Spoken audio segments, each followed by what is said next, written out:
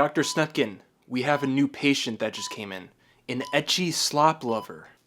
Alright, I'll take a look. Wait, a seinen lover just came in. Maybe you should take care of him first. No. The ecchi slop lover came in first. Everyone deserves an equal chance at life.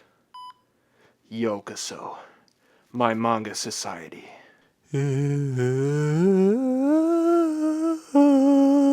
So this subscriber has been asking for this video for over 100 days. Now, I'm no essayist and this is not some sort of essay video, so I'm gonna try to do my best here. But Urasawa, man, what a mangaka. We've got Asadora, Pluto, 20th Century Boys. These are all masterpieces that this guy has come up with, but there's one in particular that I'm going to be talking about today, and that is Monster. Now, first thing that I wanted to talk about when it comes to Monster, and honestly all of the works, is the art style. Urasawa has a much more realistic art style when it comes to the people that he draws, the expressions that he draws. A lot of the landscapes just look absolutely beautiful. And this doesn't really go into much about the art style, but I wanted to talk about how the fronts of these perfect editions for Monster, when you line them up all together, laid out, it creates one big image, which is super cool. I love when manga volumes make an image when you put the covers together. So I'm not going to be going too in depth on each of the characters or the story or anything. A little bit about Monster. It's about this Japanese doctor, neurosurgeon, who is a surgeon in Germany. And the gist of the story is that he's chasing a serial killer basically across Germany. I'll talk more about it later, but I wanted to talk a little bit about the setting here because it's so unique. I feel like a lot of manga takes place in Japan, obviously for a good reason, but I feel like the uniqueness of a lot of his works takes us elsewhere, which is super cool to see, and it really shows off some of the cool landscapes of different countries, in this case Germany. You've been reading a lot of seinens lately, haven't you? Your friends have been putting you onto that, right? But that's not what you really enjoy, is it? I know what you really like to read. I know what you really crave. Am I right? I know I'm right. Ecchi slop. I can tell. You crave it. Come on. Jump back in.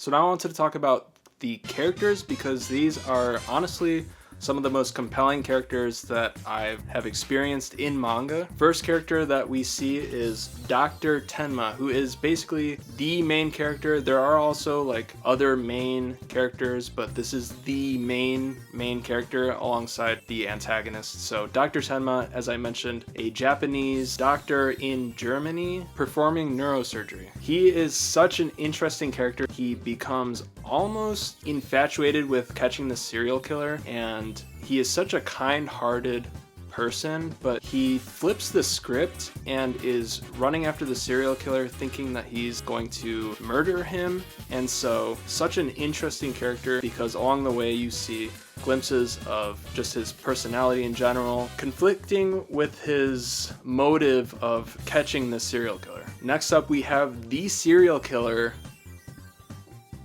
Johann. Johann has got to be one of the best villains in manga history. One of, if not the best. Johann, the first time you see him, he is a little boy. He got shot in the head and Dr. Tenma saves him. And so this is basically where the conflict arises. Johann grows up to be this serial killer. He's so interesting because a lot of this is due to his backstory, but he is extremely charismatic. He is seen in this manga as a very conventionally handsome and charismatic person. In these many different ways, he's a master manipulator and persuader. And so yeah, Tenma is basically trying to catch him because he saved him. Next person I wanted to talk about is Anna. Anna is actually Johann's twin sister, and for various different reasons, Anna is also trying to catch Johann. She had a similar, but in some ways different upbringing than Johann. I'm not going to get too much into it in this video, but she's basically doing the same thing that Dr. Tenma is doing. Next, I want to talk about Runge. Runge is a federal agent detective who is trying to catch Dr. Tenma. I failed to mention earlier, I believe, but Tenma, he was basically framed with the murders that Johan first committed, and so Runge is basically so caught up in trying to catch Tenma and not looking at some of the facts of whether Johan is like a real person or not. Yeah, let's move on to my favorite character, Grimmer. I actually won't really talk about him too much, but all you have to know is he's my favorite. Snapkin. We have a special face reveal from Goblin. Hey guys, it's me, Goblin. Thank you so much for watching this video. I'm also a huge fan of Monster. And yeah, be sure to subscribe to the channel. Bye now.